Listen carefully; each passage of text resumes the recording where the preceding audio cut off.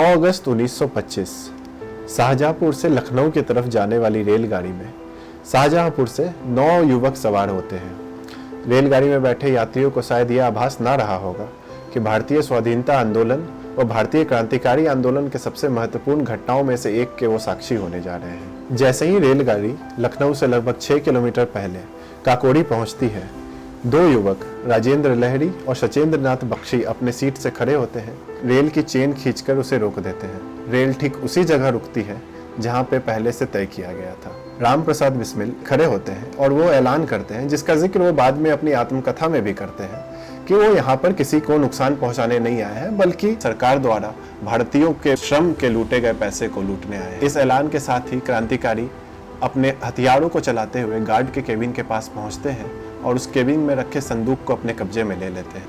लोहे की संदूक को बाहर उतारा जाता है और यह तय किया जाता है, चूंकि संदूक काफी भारी था, उसे यहीं पे तोड़कर लूटना होगा, उसे लेकर जाया नहीं जा सकता। संदूक को तोड़ा जाता है, उसके अंदर के पैसों को लूटा जाता है और सभी 9 के 9 क्रांतिकारी वहां से फरार हो जाते हैं।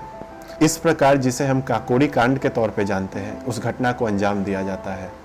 हालांकि इस घटना में केवल 8,000 रुपए ही लूटे गए थे, लेकिन कल होकर देश के सभी अखबारों ने इस घटना को अपने फ्रंट पेज पे जगह दी। इसके बाद ही देश भर में ये चर्चा होती है कि एचआरए है क्या, ये कैसा संगठन है और इसके विचार क्या है। एचआरए, जिसकी स्थापना 1924 में सचेंद्र नाथ सान्याल करते हैं, वो अपने मैनिफेस्टो में ये घोषणा करती है कि वो एक ऐसी समाज की कल्पना करते हैं जहाँ पे कोई व्यक्ति दूसरे व्यक्ति का शोषण ना कर सके, कोई समाज दूसरे समाज का शोषण ना कर सके, ना ही कोई देश दूसरे देश का शोषण कर सके। एचआरए की लोकप्रियता देश भर में फैलती है।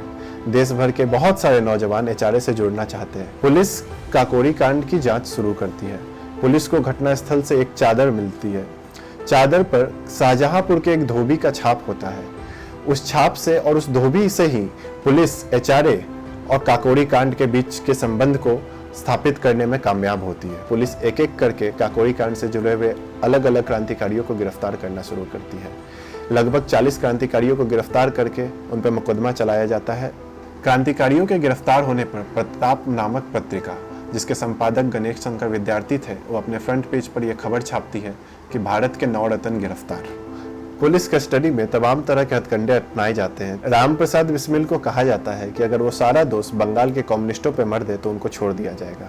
अशफाकुल्ला खान को यह कहा जाता है कि राम प्रसाद बिस्मिल तो हिंदू राष्ट्र के लिए लड़ाई कर रहे हैं, उसमें तुम्हारी क्या जगह। तमाम हथकंडों के बावजूद भी वो उनकी एकजुटता को तोड़ने में कामयाब नहीं होते हैं। अंततः कोर्ट 4 क्रांतिकारियों को फांसी की सजा सुनाता है। राम प्रसाद बिस्मिल, अशफाकुल्ला खान, राजेंद्र लहरी और रोशन सिंह, 5 क्रांतिकारियों को काले पानी की सजा दी जाती है और तमाम दूसरे क्रांतिकारियों को जेल की सजा दी जाती है। अशफाक बिस्मिल के फांसी से देश भर में अंग्रेजों के खिलाफ एकजुटता और कौमी एकता का एक संदेश जाता है। यह वह दौर था जब एचआरए की लोकप्रियता देश भर में फैल रही थी। देश भर के तमाम नौजवान युवा इस संगठन से जुड़ना चाहते थे। इन्हीं में से एक थे जिन्हें हम आज भगत सिंह के नाम से जानते हैं। आज 2025 में काकोरी के 100 साल बाद हम ये महसूस कर पा रहे हैं कि इन क्रांतिकारियों की वीरता और विचार दोनों को भुला दिया गया है। इन क्रांतिकारियों के विचार में आजाद भारत की परिकल्पना क्या थी, जिस समाज के लिए ये लड़ रहे थे, उसको भी याद रखने की जरूरत है। ऑक्सफैम की हालिया पब्लिश रिपोर्ट में ये कहा जाता है कि आज के समय में आर्थिक गैर बराबरी अंग्रेजी हुकूमत से भी ज्यादा है।